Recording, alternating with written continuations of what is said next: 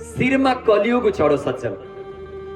अनि कलियुग शिरमा चढ्ने बित्तिकै अहिंसा प्रेमी राजा, कहिले पनि हत्या नगर्ने, हिंसा नगर्ने, जीवहरूलाई दया गर्ने, माया गर्ने राजा परीक्षितलाई आज शिकार खेल्न मन लाग्यो। अनि शिकार खेल्न मन लागे पछाडि एकदा धनु उद्यम्य, एकदा एक दिनको कुरा हो, धनुम उद्यम्य, धनुषलाई चाहिँ हातमा लिएर विचरण मृगयाम बने, वनमा मृगको शिकार गर्नको लागि, शिकार खेल्नको लागि महाराज परीक्षित जंगल प्रस्थान गर्नुभयो। मृगाननुगतः श्रान्तः, शिकार खेल्न जाँदाखेरि मृगहरूलाई खेदाउँदै खेदाउँदै खेदाउँदै शिकार गर्दै गर्दै गर्दै जाँदा चाहिँ महाराज परीक्षित श्रान्त हुनुभयो, थाक्नुभयो। क्षुदितः तृषितो वृषम, भोक पनि लाग्यो, तिर्खा पनि लाग्यो। भोक र तिर्खाले व्याकुल भएर महाराज परीक्षित अब जंगलमा भौतारिन थाल्नुभयो। कहाँ पानी भेट्छु, कहाँ मैले खानेकुरा फलफुल भेट्छु भनेर महाराज परीक्षित भौतारिँदै भौतारिँदै भौतारिँदै जंगलमा जाँदा पूर्व पराकालमा सज्जन सन्तहरू, सज्जनहरू, विद्वान गुरुजनहरू जंगलको बीचमा कुटी बनाएर, आश्रम बनाएर बस्नुहुन्थ्यो क्या। जंगलमा एकान्तमा बस्ने, शिष्यहरूलाई पढाउने, त्यही आफ्नो जीविका पार्जन गर्ने गर्नुहुन्थ्यो सन्तहरू। जुन जंगलमा राजा परीक्षित शिकार खेल्नको लागि जानुभयो, त्यही जंगलमा, त्यही वनमा चाहिँ शमिक नाम गरेका एकजना ऋषिको पनि कुटी रहेछ, आश्रम रहेछ। शमिक ऋषि आश्रममा हुनुहुन्थ्यो, ध्यान गर्नु हुँदै थियो।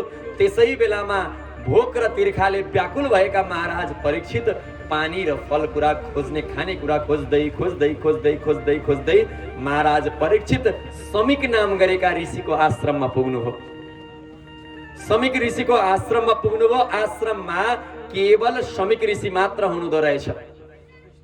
अरु सबैजना शिष्यहरू पनि बाहिर गएका, एकजना शमिक ऋषि अनि ती शमिक ऋषि पनि ध्यानमा, समाधिमा मग्न भएर भगवत चिन्तन गर्नु हुँदै थियो।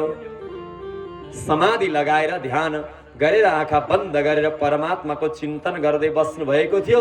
त्यसै बेलामा भोक र तिर्खाले व्याकुल भएर महाराज परीक्षित शमिक ऋषिको आश्रममा पुग्नुभयो। अनि शमिक ऋषिको आश्रममा गएर बोलाउन थाल्नुभयो, हे ऋषीश्वर, मलाई भोक लागेको छ, मलाई तिर्खा लागेको छ, हे प्रभु मलाई खानको लागि केही कुरा प्रदान गर्नुहोस् भनेर माग्नुभयो राजाले। राजाले बार बार माग्नु हुँदैछ, तर ध्यानमा बस्नु भएका शमिक ऋषिको ध्यानै भङ्ग भएन। ध्यानमा बस्नु भएको छ, समाधिमा बस्नु भएको छ। राजाले पुकारेको, राजाले बोलाएको शब्दलाई शमिक ऋषिले सुन्दै सुन्नु भएन। राजाले बार बार बोलाउँदै गए। बार बार बोलाउँदा पनि जब शमिक ऋषिले सुन्नु भएन, नसुने पछाडि आज महाराज परीक्षितलाई क्रोध आयो, रिस उठ्यो। ब्राह्मणको प्रति, एउटा सन्तको प्रति आज राजा परीक्षित रिसाउनु भयो। कहिले पनि ब्राह्मण प्रति रिस उठ्दैन थियो। हेर्नुहोस्, सधैँ ब्राह्मणहरूलाई प्रेम गर्ने, ब्राह्मणहरूलाई माया गर्ने, ब्राह्मणहरूको सत्कार गर्ने, सम्मान गर्ने राजा परीक्षितलाई आज समाधिमा बस्नु भएको ब्राह्मण प्रति क्रोध आयो। किन भन्दाखेरि शिरमा कलियुग बसेको छ। त्यो कलियुगको प्रभावले गर्दा रिस उठ्यो। अनि राजा परीक्षित के भन्नुहुन्छ, मृषा समाधि आरोस्वित। यो बाबा त ढोंगी बाबा रहेछ, ढोंग गरेर, नाटक गरेर, आँखा चिम्मा गरेर यहाँ बसेको छ। यो समाधिमा बसेको छैन, म राजाको सम्मान गर्नुपर्छ भनेर मिथ्या समाधि लगाएको, नाटक गरेर, आँखा चिम्मा गरेर बसेको छ। यो त ढोंगी बाबा हो भन्न थाल्नु। हेर्नुहोस् है, एउटा सन्त प्रति, ब्राह्मण प्रति नकारात्मक भावना मनमा जागृत भएर आयो राजा परीक्षितको।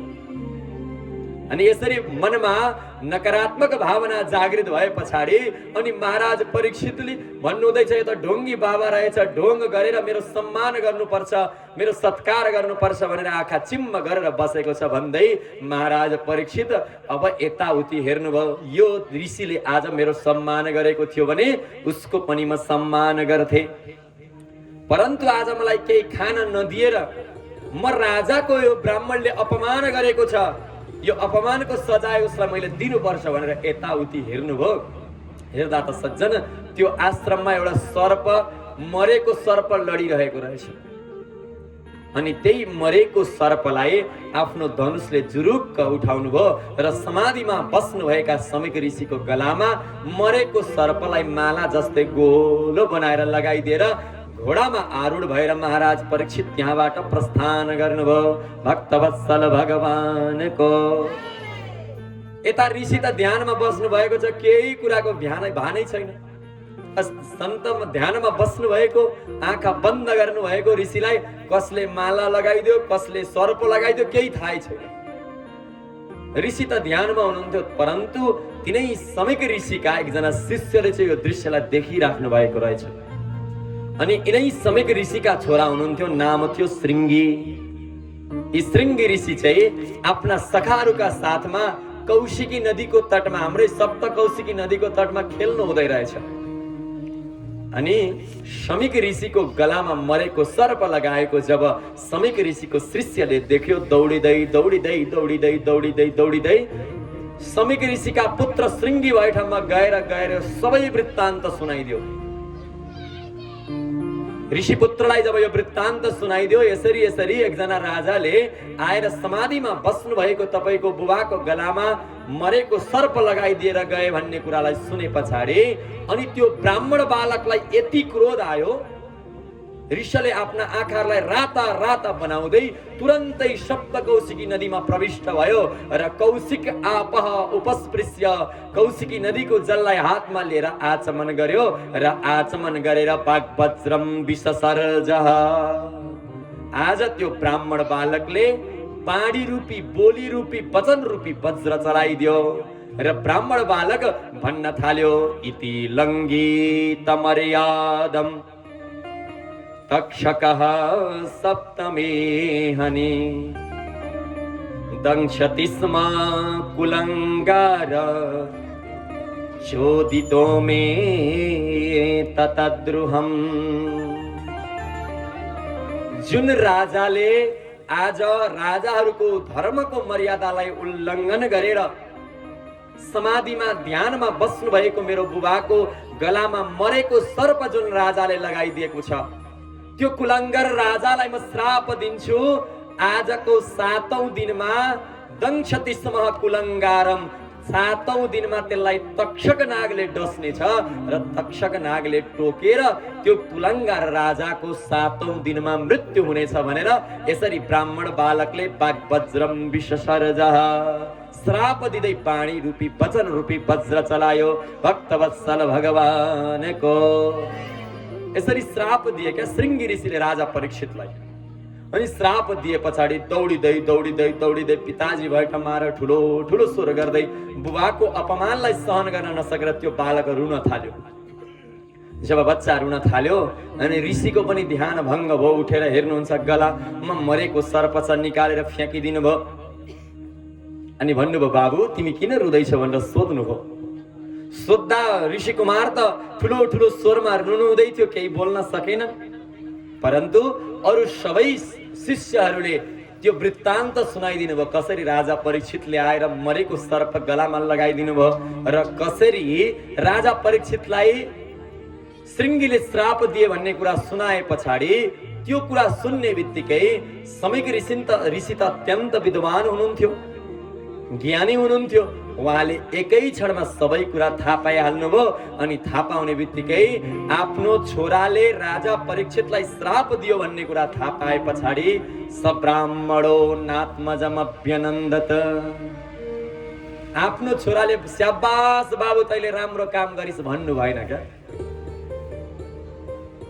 आफ्नो छोराले बाबु तिमीले घोर ठुलो अपराध गर्यौ, तिमीले गर्न नहुने कर्म गरेछौ, तिमीले नसोचिकन विचार नगरिकन होस नपुर्याइकन तिमीले आज वचन बोल्यौ। आज तिमीले बोलेको यो एउटा वचनले हाम्रो यो राज्यमा ठुलो प्रभाव पार्नेछ। तिमीले त राजा परीक्षितलाई 7 दिनमा मर्ने श्राप त दिइहाल्यौ। अब बाबु हामीले परीक्षित जस्तो राजा फेरि कहाँबाट प्राप्त गर्छौ? परीक्षित जस्तो धर्मात्मा राजा हामीले कहाँबाट भेट्ने? परीक्षित जस्तो धर्मात्मा राजा हाम्रो राज्यमा भएन भने हाम्रो राज्यमा अधर्मता फैलिन्छ। सबै प्रजाहरू पनि अधर्मी हुन्छन्। यथा राजा तथा प्रजा। अब देशको शिरमा बस्ने राजाहरू नै अधर्मी छन् भने प्रजाहरूमा पनि अधर्म आउन थाल्छ अरे क्या। धर्म कर्म गर्न प्रजाहरूले पनि बिर्सिन थाल्छन्। त्यसैले तिमीले राजा परीक्षितलाई आज श्राप दिएर तिमीले ठुलो गल्ती गर्यौ, नसोचिकन विचार नगरिकन तिमीले आज यति ठुलो निर्णय लियौ र राजा परीक्षितलाई तिमीले श्राप दिएछौ। हे बाबु, तिमीले ठुलो गल्ती गर्यौ भनेर आफ्नो छोरालाई सम्झाउनु भयो।